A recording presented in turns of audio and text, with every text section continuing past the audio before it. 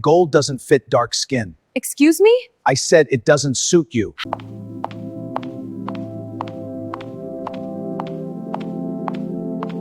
She walked into that luxury jewelry store with 3 months of her life stuffed in a tiny envelope, not just cash, double shifts that stole her sleep, skipped meals, a birthday she spent alone so she could finally afford something beautiful.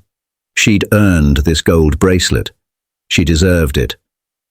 But the clerk looked at her dark skin, her pinned-up natural hair, her simple, hard-working dress, and sneered. "Gold doesn't suit dark skin," he said, cold, final, like it was law. Her grip tightened on the envelope. The room froze. Then the door opened, and everything changed. The man who stepped in didn't just walk. He owned the space. Charcoal suit sharper than a blade, tattoos peeking from rolled sleeves, eyes like stormwater. Han Seung-jun. He'd heard every single word, and the fire that had been sleeping inside him for years just woke up. What happened next still gives me chills. Stay watching. You won't believe how he handled it. Welcome to Afro Korea Stories by Yem Besties. Please like, share, and subscribe. Revelin didn't cry. That was the thing people never understood about her. She didn't cry when she was humiliated. She went still, the way a storm goes still before it decides what shape to take. She looked at the jeweler, set the envelope down on the glass counter with a precision that was almost surgical, and said, "I'd like to see the manager." "I am the manager." "Then I'd like to see whoever owns this building," she said, "because I'd like to make sure they know exactly what kind of business is being run inside it." The jeweler laughed. Not loudly, just enough. The particular laugh of a man who has never been held accountable for anything and has stopped expecting to be. That was when Seung-jun moved. He didn't rush. Men like him never rush. Rushing implies that time belongs to someone else. He walked to the counter, stood beside Revelin close enough that she caught the scent of him, cedar and something darker, something that didn't have a name, and placed both hands flat on the glass. "Show her everything in the vault," he said. His voice was quiet. That was the terrifying part.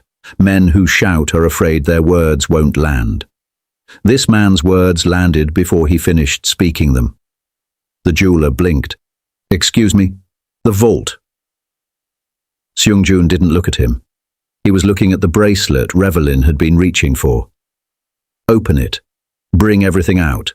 Every gold piece you carry." Now he looked up, and whatever was in his eyes made the jeweler's posture collapse by a full inch. "And then we're going to have a conversation about what you just said to this woman." Revelin turned to look at him. She'd seen powerful men before. She'd worked in enough corporate buildings, catered enough events, navigated enough rooms where power arranged itself in expensive chairs. She knew what authority looked like. But this was different. This wasn't a man performing power for an audience. This was a man who was power. Quietly. Completely. Like gravity. "You don't have to do that," she said. He looked at her then, really looked, and something happened in his face that she didn't have words for yet. Something shifted, like a door that had been sealed for a long time had just creaked. "I know," he said. The jeweler opened the vault. His name, she would learn later, was not something people said casually. Han Seung-jun. The kind of name that got whispered in the back corners of boardrooms and spoken carefully in the offices of men who thought themselves untouchable, right up until they met him. He ran the most powerful syndicate in the city's underground, though the surface world knew him only as the chairman of the Han Group, a real estate empire that owned more of the skyline than any single person had a right to. restaurants, hotels, entire city blocks. If you walked through the business district and looked up, there was a very good chance a building with his name on it was looking back down at you. He had bodyguards, he had enemies, he had people who would cross oceans to either serve him or destroy him, and he treated both categories with the same level of unimpressed calm. He had never, in 34 years of living, met a woman who made the air feel different.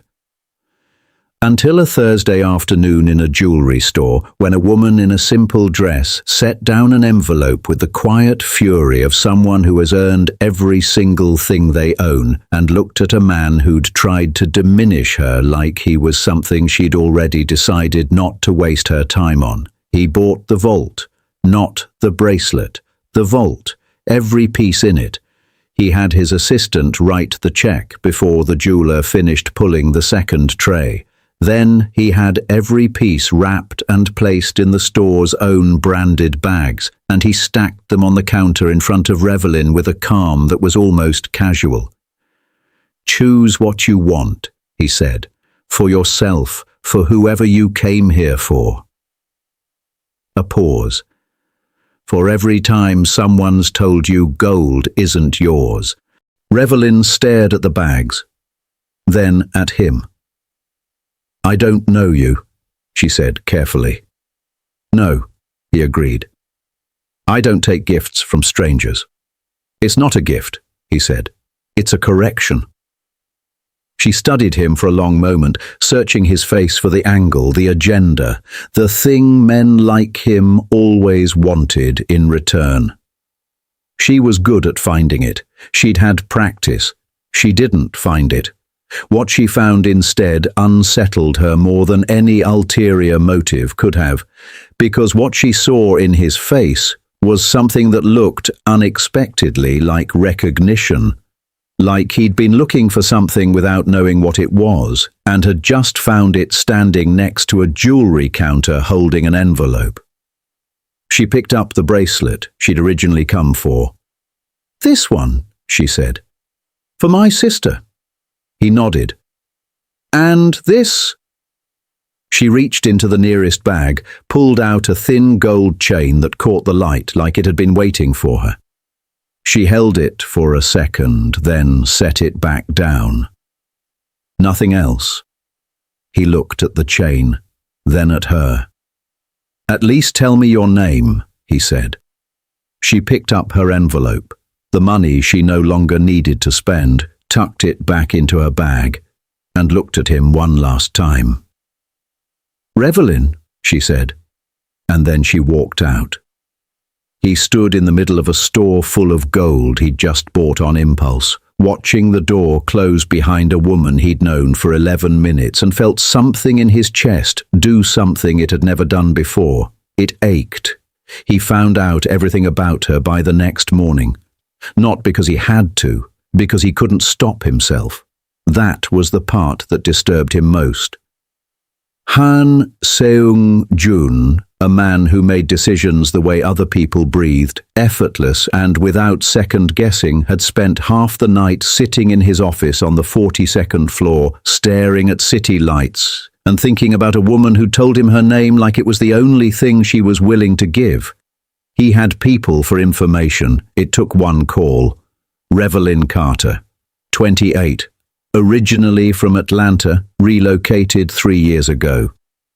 Event coordinator at a mid-sized hospitality firm, good at her job, promoted twice in 2 years, known for being the person in the room who saw problems before they became disasters.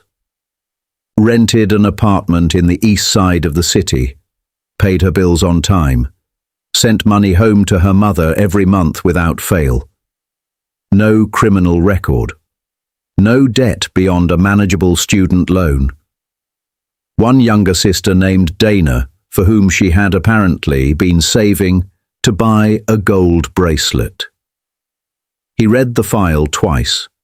Then he did something he hadn't done in years. He closed it without acting on it. Because whatever this was, this strange, chest-deep disturbance she'd caused in him, He wasn't going to approach it the way he approached everything else, with leverage, with strategy, with the cold architecture of a man who had learned that wanting something meant acquiring it before someone else could take it away. She wasn't something to be acquired. He didn't fully understand why he knew that yet, but he knew it the way he knew certain things, in the bones, before the brain caught up. He would wait. Revelin didn't think about him. That was what she told herself on Friday morning while she was getting dressed. On Friday afternoon, while she was coordinating a corporate gala at the Meridian Hotel, speaking into her earpiece, directing caterers and lighting crews with the calm efficiency that had made her indispensable. On Friday evening, when Dana called, shrieking with delight over the bracelet, and Revelin laughed and said you deserve it and meant it completely. She didn't think about him, except for the cedar scent, except for the way he'd said it's a correction like righting a wrong was the most obvious thing in the world, except for the look on his face when she'd said her name, like he was filing it somewhere important. She pushed it down. She was practical. She was careful. She had worked too hard building a life that belonged entirely to herself to be derailed by a man with expensive suits and eyes like deep water who bought jewelry vaults on a Thursday afternoon. She pushed it down, and then on Saturday she walked into the Meridian Hotel to prep for a private event, and Han Seung-jun was standing in the lobby. He wasn't there for her. She understood that immediately. Or told herself she did. He was speaking with the hotel's general manager, both men in suits, the conversation clearly professional. His back was partially to her. She had exactly 3 seconds to decide. She kept walking. She made it 4 steps before he turned. Their eyes met across 30 feet of marble lobby, and the noise of the hotel, the check-ins, the rolling luggage, the background piano, went distant, like someone had turned a dial. He didn't smile. Neither did she. He said something brief to the general manager, who nodded immediately, the nod of a man who has learned not to ask questions. And then Seung-jun crossed the lobby. "You work here," he said. "Not a question." "For the weekend," she said. "Event coordination. I'm contracted for the Hana Group Gala." Something moved across his face, fast, almost invisible. "That's my company's event." The silence that followed had weight. "Of course it is," Revelin said, and she heard her own voice come out perfectly level, which felt like a small personal victory. "I didn't arrange it," he said, and she believed him. Not because he seemed eager to convince her, but because he didn't.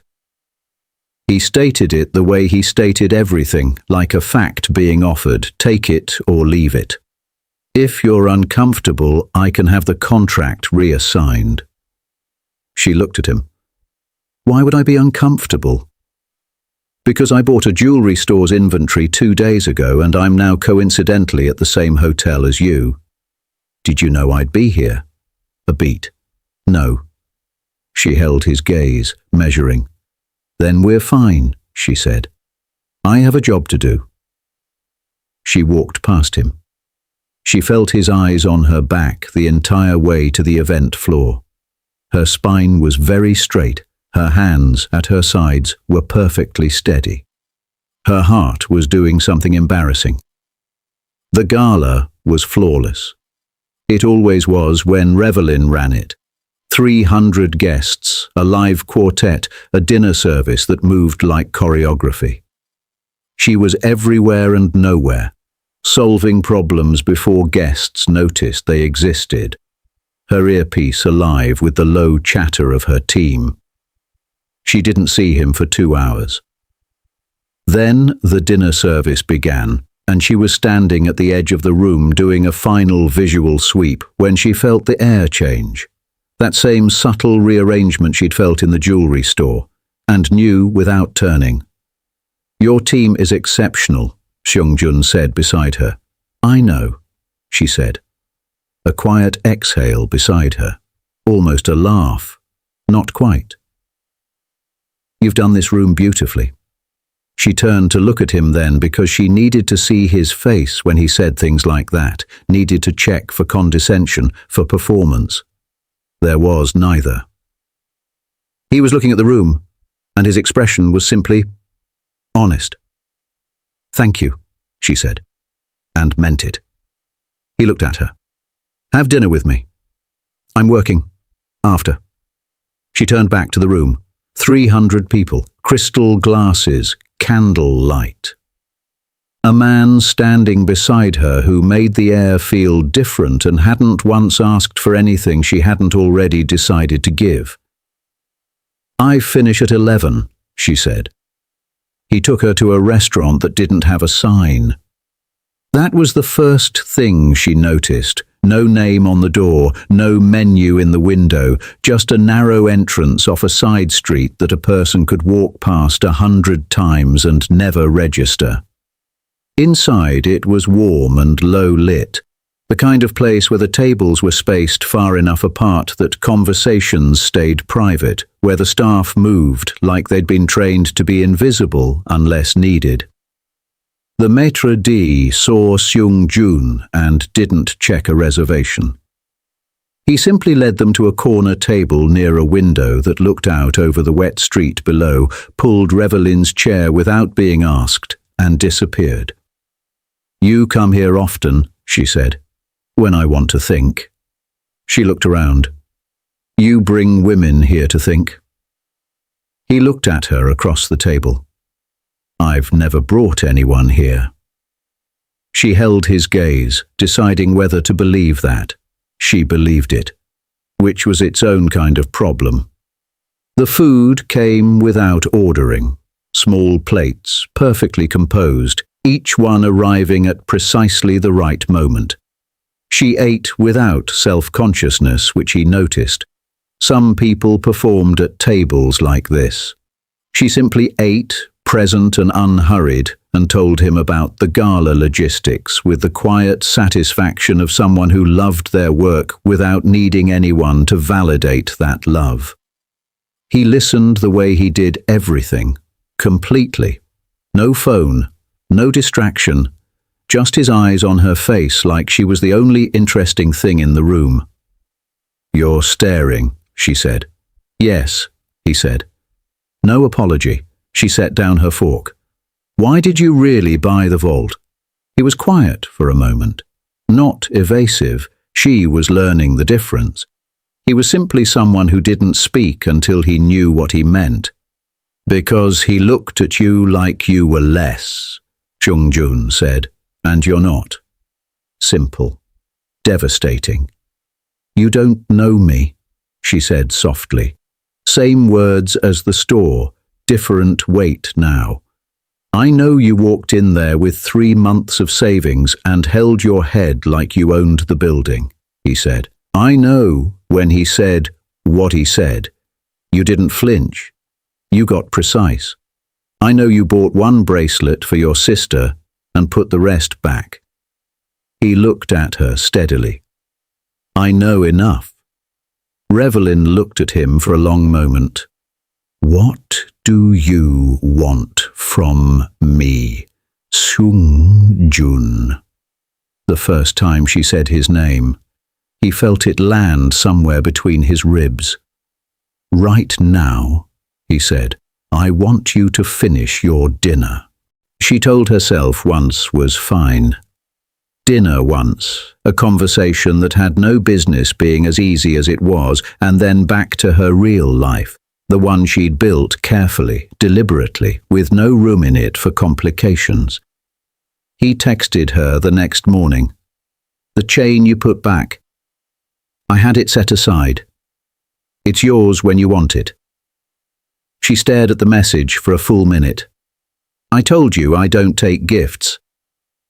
His reply came immediately.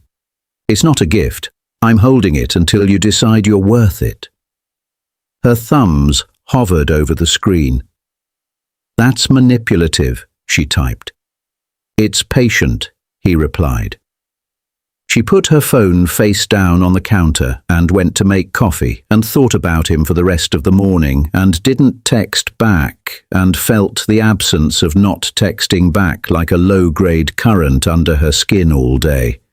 She saw him again 4 days later without planning to. She was at the city permit office, unglamorous, fluorescent lit, the kind of errand that reminded you that even people whose jobs were beautiful had to do paperwork, waiting for an event license renewal when the door opened and a man she recognized as Seung-jun's personal assistant entered, stopped when he saw her, and said something quietly into his phone. 20 minutes later, Seung-jun walked in. She stared. "Did you follow me here? I had a meeting 3 blocks away." He sat down beside her in one of the plastic waiting room chairs with the same composure he'd had at the corner table of the signless restaurant. "My assistant said you were here, so you came." I was already nearby. That's not an answer. He looked at her with something that was almost amusement. "No," he agreed. "It isn't." Her number was called. She stood, handled her paperwork with brisk efficiency, and came back to find him still sitting there, scrolling through his phone with the patience of someone who had nowhere else to be, which she suspected was a performance, given that men like him always had somewhere to be. "You didn't have to wait," she said. "I know." She looked at him.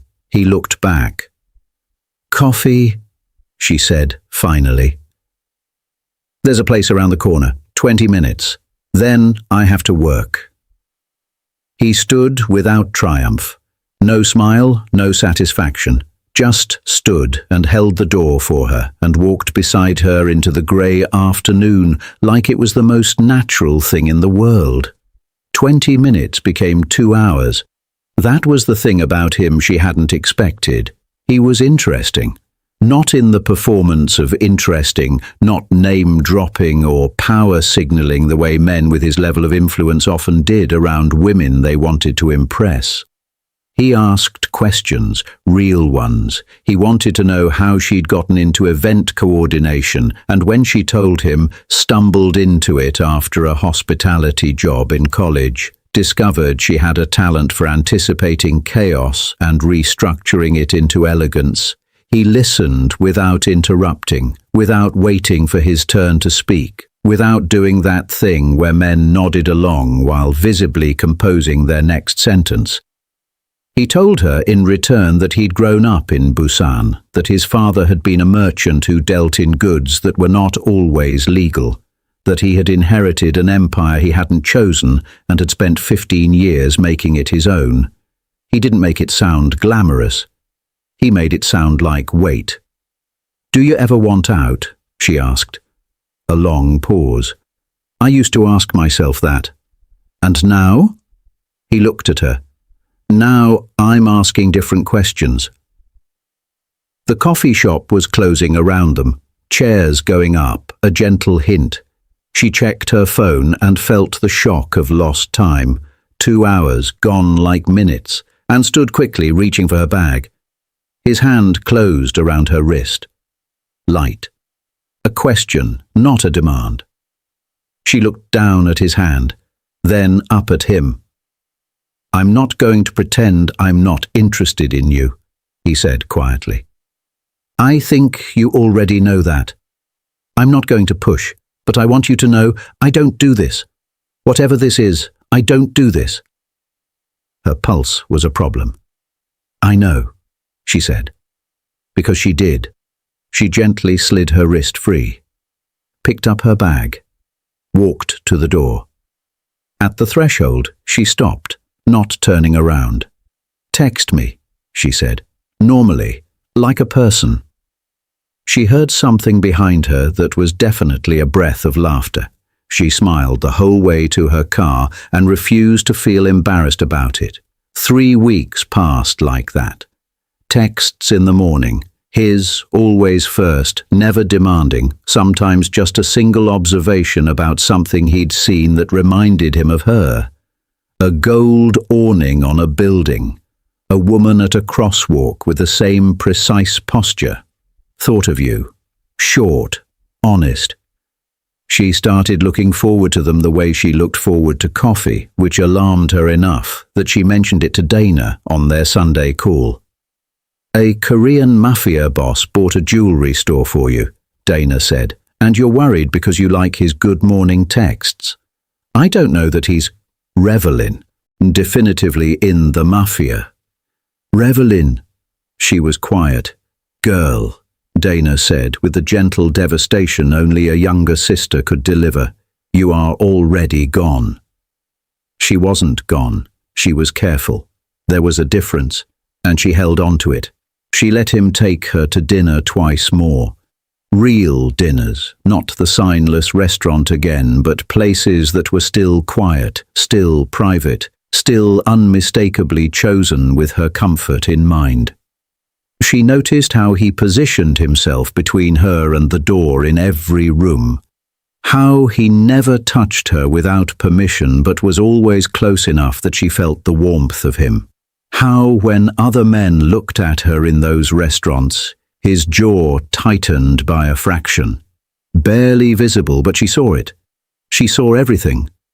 What she couldn't see was where this ended safely. He was, and she was not naive about this, a dangerous man. The kind whose silence in a room made other powerful men straighten their spines. She'd done her own research after the third text, after she'd realized she was actually invested. What came back from that research was not reassuring and was not entirely surprising, and did not make her want to stop answering his messages, which was the most alarming finding of all. She was still thinking about that on the night everything shifted. It was a Tuesday. She was leaving the office late, files under her arm, heels clicking through the parking garage, mind already on the contract she needed to review before morning, when a man stepped out from beside a concrete pillar and blocked her path. Not Seung-jun. Someone else. Shorter, eyes that moved too fast, wearing the particular kind of neutral clothing that people wore when they didn't want to be remembered. Revelin Carter, he said. Her whole body went cold and alert simultaneously. Who are you? Someone who wants to give you some advice. He smiled without warmth. About the company you've been keeping. Han Seung-jun is not a safe man to get close to. Women who get close to him have a way of becoming useful, and when they stop being useful... He paused, letting the pause do its work. Walk away now, while you still can. Then he was gone, back into the garage shadows like he'd never existed. Revelin stood very still for 3 full seconds. Then she called Seung-jun. He answered on the first ring. Revelin. There was a man in my parking garage, she said. Her voice was steady. She was proud of that. He knew my name. He warned me away from you. Silence. The particular silence of a man whose controlled exterior has just cracked somewhere internal and invisible. Are you hurt? No. Where are you right now? Still in the garage. Don't move. His voice had changed, not louder but harder, like something had been stripped away to reveal what was underneath. I'm sending someone to you. 2 minutes. Seung-jun. 2 minutes, Revelin. Please. The please undid her a little. She stayed. His men arrived in 90 seconds. 2 of them in a black car, professional and quiet, who positioned themselves without drama and simply waited with her until a second car arrived 7 minutes later. Seung-jun got out before it fully stopped. He crossed the garage in 10 steps and stopped in front of her, and she watched him do the thing she'd seen him do in the jewelry store, that rapid, contained assessment, checking her for damage, cataloguing details. His hands came up and held her face briefly, tilting it toward the light. I'm fine, she said. His hands dropped, but his eyes stayed on her, and what was in them now was not the controlled, measured man from their dinners. This was something rawer, something that looked underneath the cold fury like fear. "You know who that was," she said. "Yes." "Tell me." He looked at her for a long moment. Then he said, "Get in the car. I'll tell you everything." She almost said no. Stood there, measuring the distance between what was safe and what was true and what she actually wanted to do, and all three kept pointing in the same direction. She got in the car. He told her in the back of that car, city lights sliding past the tinted windows, his voice quiet and without deflection. His name was Park Dae-sung, a rival, the kind that didn't file lawsuits but sent men into parking garages. He and Seung-jun had a history that went back years, rooted in a business territory dispute that had calcified into something more personal and more dangerous. Park had been escalating for months. Small provocations, testing boundaries, looking for leverage. "He used you as leverage tonight," Seung-jun said, "which means he's been watching me." "Watching you," Revelin said carefully, "or watching us?" The distinction landed. She saw it in his face. "Both," he said. She looked out the window, watched the city move past, thought about the files under her arm, the contract she'd been going to review, the careful, ordinary life she'd been building block by block. "How dangerous is he?" she asked. "Enough that I should have told you about him before now." She turned to look at him. "Why didn't you?" A pause that cost him something.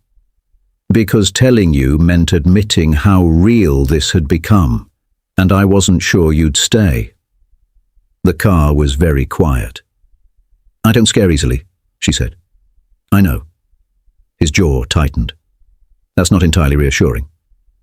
She almost smiled. Didn't quite. "What happens now?" "Now I handle Park." His voice was flat, final. "And now you let me put someone on you until this is resolved." "A bodyguard. Protection." "Seung-jun, I have a job, a life. I can't walk around with—" "Revelin." He said her name the way he'd said it the first time she'd used his, like he was placing it somewhere important. "Please." 2 pleases in one night. She understood suddenly that this man did not say that word easily or often. She looked at him. The raw thing was still in his eyes, fury and fear wound together, directed inward at himself for putting her in this position. "One person," she said. "Discreet. I don't want them in my office. Done. And you tell me everything from here. No more managing what I know to make me feel safe." His eyes held hers. "Done." She nodded, looked back at the window. His hand found hers in the dark between them. Not romantic, not possessive, just contact. Just here. She turned her hand over and held his back. The bodyguard's name was Yoon. Late 30s, quiet, wore ordinary clothes and stood at ordinary distances and was so professionally invisible that Revelin's colleagues never once noticed him. She appreciated the discretion. She appreciated less the reminder every time she spotted him in her peripheral vision that her life had acquired a threat she hadn't asked for. She channeled it into work. She always had. When things felt uncontrollable externally, she made everything within her reach flawless. The Henderson wedding, the Nakamura corporate retreat, a gallery opening that had been a logistical nightmare until she restructured the entire vendor timeline in one evening. Her supervisor called her irreplaceable. She smiled and filed the compliment and kept moving. Seung-jun texted every morning, called every evening. It became the architecture of her days without her fully consenting to it, Or rather, she consented every time she picked up, which was every time, which said everything. He was careful with her, deliberately, visibly careful, like a man who knew his own capacity for intensity and was actively moderating it, choosing patience over instinct because she was worth the restraint. She saw the effort it cost him and found it more affecting than any grand gesture could have been. She was falling. She knew it. Dana knew it. Probably Yoon knew it. She fell the way she did most things, with full awareness and no ability to stop once she decided to let gravity have her. 10 days after the parking garage, Park Dae-sung made his next move. It didn't come in a garage. It came in a headline. She was eating breakfast when her phone lit up with a news alert, a gossip site, mid-tier but widely read, with a photo taken through a restaurant window. Her and Seung-jun at dinner, his hand over hers on the table, both of them caught in a moment of unguarded closeness. The headline read, Han Seung-jun's secret. Who is the woman softening soul's most dangerous man? Her phone started ringing before she finished reading. Her supervisor. 3 colleagues. Dana, who had a very different tone than the others, less alarmed, more "I told you so" wrapped in genuine concern. Then Seung-jun. "I saw it," she said when she answered. "I'm handling the publication." "Don't." Her voice came out sharp and certain. "Don't make it worse by drawing more attention. Let it run. It's a photo of 2 people having dinner, not a crime." A pause. "You're not upset?" "I didn't say that." She set down her coffee. "I'm upset that someone surveilled us and sold the image. I'm not upset that people know I exist." A beat. "Unless you are." "Revelin." His voice dropped. "You are the least hidden thing in my life right now. I would put your name on every building I own if you asked me to." The warmth that moved through her at that was immediate and inconvenient. "Don't do that," she said. "I know." Almost a smile in his voice. "I'm exercising restraint." "Keep exercising it." She picked her coffee back up. "Come over tonight. We should talk about what's next." A beat of silence that felt like held breath. "I'll bring food," he said. He came at 7.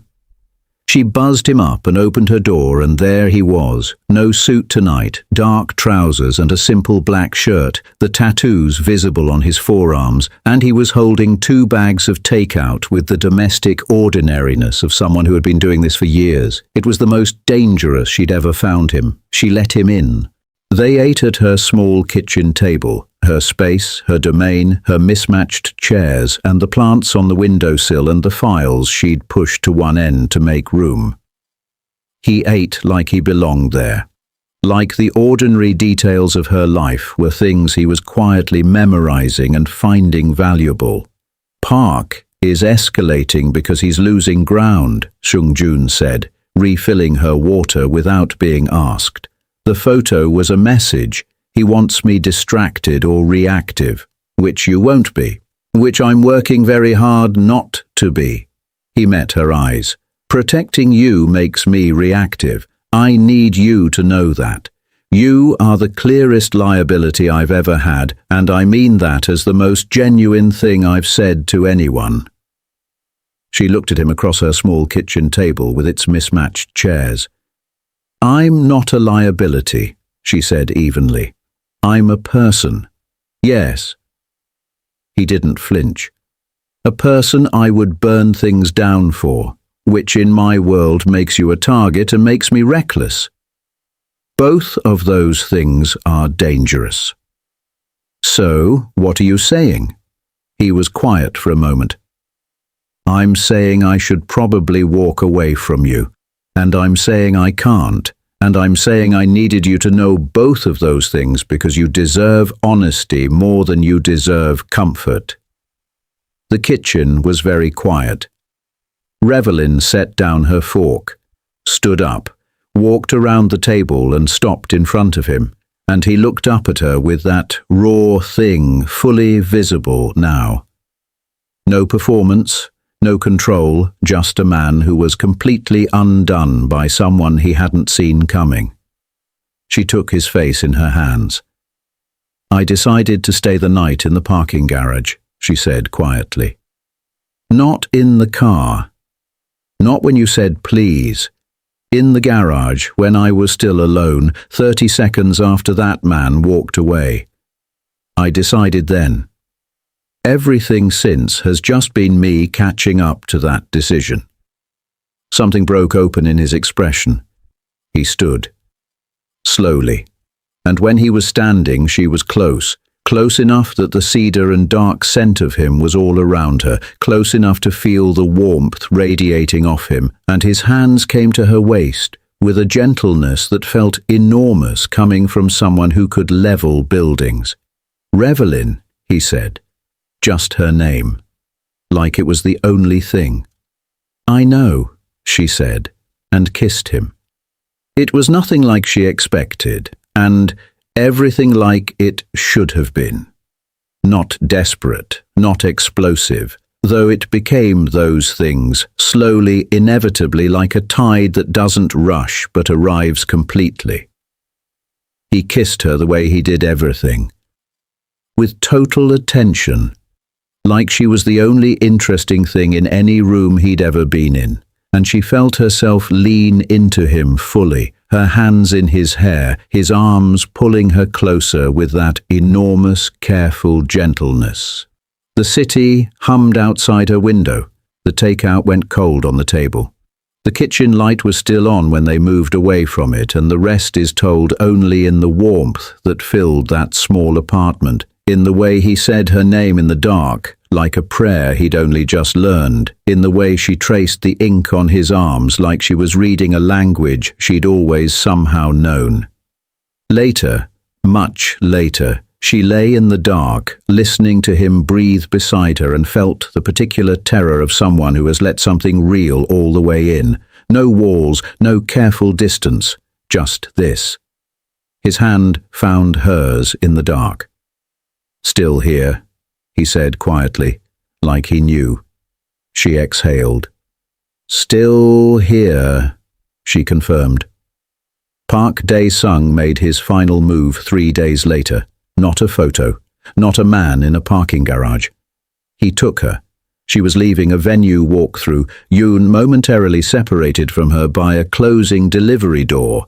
2 seconds of gap that someone had planned for when a car pulled up and 2 men moved with the practiced speed of people who had done this before. She fought. That was the first thing. She didn't freeze, didn't go quietly.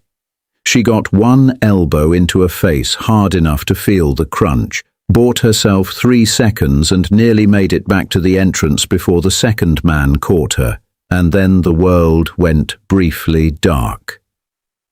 She woke in a clean room. Zip ties. A chair. A window showing she was high up. A building, city visible below. Expensive room which told her this was planned, not impulsive. She assessed.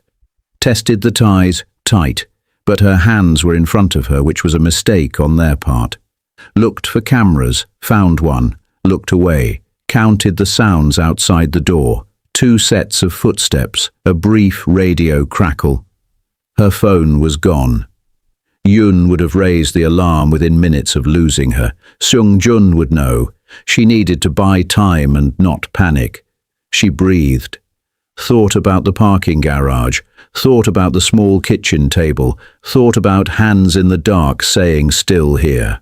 She pulled the zip ties against the chair arm repeatedly, methodically, working the plastic against the edge. 30 minutes, that was her estimate. She needed to hold 30 minutes. She got to work. Seung-jun knew in 4 minutes. Yoon's call came through before the delivery door had finished closing, voice tight, controlled, the particular tone of a professional reporting a failure he was already moving to correct. Seung-jun was in a boardroom, 12 people around a table. He stood up mid-sentence of someone else's presentation and walked out without explanation and was in a car before the elevator reached the ground floor. His second call was to a man named Cho, who handled things that didn't appear in any organizational chart. Park's properties, Seung-jun said. Every building he controls in this district. I want eyes on all of them in the next 10 minutes. Already moving, Cho said. The city scrolled past the window. Seung-jun sat very still in the way that meant the opposite of stillness. Every part of him coiled. The cold fury from the parking garage night returned and sharpened to a point, directed now with absolute precision. He had spent years being dangerous without it touching anything he cared about. Clean, compartmentalized. The empire in one hand, the life he almost didn't have in the other, and never the two in the same room. He had let her in. He had known the risk and let her in anyway, and now she was. His mind shut the thought down before it completed. He couldn't afford that thought. He needed to think in straight lines. His phone buzzed. Cho. An address. A building in the financial district. Park's newest acquisition, purchased through 3 shell companies, but Cho had the deed. 12-minute response, Cho said. I can have 6 men there in 4 minutes, Seung-jun said. I'm already closer. Revelin had the zip tie 70% through when the door opened. Not Seung-jun. One of Park's men, not the ones who'd taken her, someone higher up, better dressed, the kind of calm that came from authority rather than nervousness. He looked at her hands and something shifted in his expression that might have been respect if it hadn't been inconvenient for him. You're wasting energy, he said. I'm managing my time, she said. What do you want? He pulled a chair to face her and sat in it with the casualness of someone who believed he controlled the room. Park Dae-sung wants Han Seung-jun to make a choice. His business interests in the Western District. Signed over. In exchange, you walk out of here before midnight. Revelin looked at him steadily. And you're telling me this because we want you to understand the situation clearly, so that when Seung-jun contacts you, he held up her phone, screen lit, a message visible. You encourage him to cooperate. She looked at the phone. 1 message from Seung-jun. Timestamp 3 minutes ago. 2 words. Found you. Something warm and fierce moved through her chest. She looked back at Park's man. He already knows where I am. The man's composure cracked by a fraction. He looked at the phone, then at the window. Then he stood very quickly, and the room shifted from negotiation to something else entirely, and Revelin snapped the zip tie against the chair arm one final time and felt it give. She had her hands free when the door came off its hinges. Not dramatically. No explosion. No cinematic breach. Just the particular controlled force of men who knew exactly what they were doing, the door folding inward and 2 of Seung-jun's people moving through it with the swift economy of people who had prepared for every variable. Seung-jun came in behind them. He crossed the room in 4 steps, and his hands were on her face before she could speak. That same rapid assessment from the parking garage, checking every detail. And she saw the moment he confirmed she was whole because something enormous moved through his expression and then collapsed inward like a controlled demolition. I broke the zip tie myself, she said. He made a sound that was not quite a laugh and not quite anything else, and pulled her into him, his arms around her completely, his face against her hair. I know, he said. His voice was not steady. Yoon told me about the elbow. Felt good, she said into his shoulder. His arms tightened. Behind them, quietly, professionally, his people handled the room. Park's man was somewhere behind her, and she didn't look because she trusted the situation to be managed. And right now, the only thing she wanted was exactly what she had. This man holding her like she was the most valuable thing he'd ever been given. Park Dae-sung was handled by morning. She didn't ask for details. Seung-jun told her what she needed to know. Park had been extracted from his own operation by people who owed Seung-jun considerably more than they owed Park. His assets frozen through channels that were legal in form, if not entirely in spirit. His leverage dissolved overnight. He would not be a problem again. "Is he alive?" she asked. "Yes." She nodded. That mattered to her, and she didn't pretend otherwise. He knew it did, which was why he'd answered before she asked. She moved through the next week on unsteady ground. Not frightened, but recalibrating. She went back to work because work was how she processed. The Henderson wedding was flawless. The gallery opening was extraordinary. Her supervisor told her she was being recommended for a senior director position, and she felt the satisfaction of that land cleanly, separately from everything else, fully her own. She was good at her life. She wanted to keep it. She wanted him in it. Both things were true simultaneously, and she was done pretending they were in conflict. He came to her apartment on a Saturday morning. No warning text, which was unusual. He always texted first, the same consideration he applied to everything with her. She opened the door, and he was standing there in the grey morning light, and he was holding the thin gold chain. The one from the jewelry store. The one she'd put back. She stared at it. "You kept it," she said. "I told you I was holding it." He looked at her. "I told you it was yours when you decided you were worth it." "I always knew I was worth it," she said. "I just wasn't sure about the rest." "And now?" She looked at him. The ink on his arms, the careful hands, the eyes that had looked at her in a parking garage and in a signless restaurant and across a small kitchen table and in a room where she'd broken her own zip tie, always the same way. Like she was the most interesting thing. Like she was the thing. "Come inside," she said. He came inside. She took the chain from his hand and held it up, and he took it from her gently and moved behind her, and she lifted her hair, and his fingers were warm on the back of her neck as he fastened it. She looked down at the gold against her dark skin, the exact color of it, the way it caught the morning light filtering through her window. Beautiful.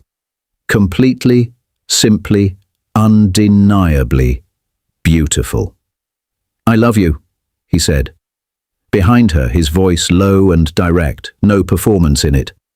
The words of a man who had carried them for a while and had decided it was time to put them down somewhere real. She turned around. "I love you," she said back. Equally direct, equally certain. He exhaled like a man setting down something very heavy.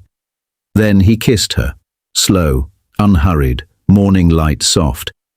And she held the front of his shirt in both hands and kissed him back completely. 6 months later, Dana flew in for the weekend. She arrived to find Revelin's apartment subtly but permanently different. A second toothbrush, a suit jacket over a chair that was not her style, a coffee maker that was significantly more expensive than the one she'd owned before and made significantly better coffee. She looked at all of it without saying anything, and then looked at Revelin with the expression of a woman who had called this from the very beginning and was practicing restraint about it. "The chain looks good," Dana said. Revelin touched it. "I know. He coming tonight? He's cooking." A pause. "He owns 3 restaurants and insists on cooking himself in my kitchen, which I find romantic. Endearing and slightly overcrowded." Dana grinned. "You're disgustingly happy." Revelin considered denying it. Didn't. "Yes." He proposed on a Tuesday. No grand gesture, no restaurant, no audience, just the two of them on the rooftop of her building after a late night. The city below doing what cities do, and him turning to her mid-conversation about nothing important and saying, with the same quiet directness he applied to everything, "Marry me." She looked at him. "That's not a question," she said. "No," he agreed. "It's a certainty. The question is yours." He reached into his jacket and held out a ring. Gold, of course, a dark stone at its center that caught the light like it was breathing. "Revelin, will you?" She looked at the ring, at him, at the city below them, all that light, all that noise, all that life they'd been building together in the spaces between danger and dinner and mismatched kitchen chairs. "Yes," she said. He slid the ring on her finger, and she watched the gold against her dark skin, radiant, luminous, made for her, always made for her, and thought about a jeweler who'd told her once that it wasn't. She almost felt grateful. Almost. Because if he hadn't said it, she wouldn't have been standing there when the door opened. And if the door hadn't opened, she would never have known that the most dangerous man in the city would buy an entire vault just to tell her that she was worth it. Gold didn't suit dark skin, he'd said. Standing on that rooftop, the ring on her finger, Seung-jun's hand warm around hers, the city glittering below like it was celebrating too. Revelin Carter laughed softly to herself. He had no idea. The end.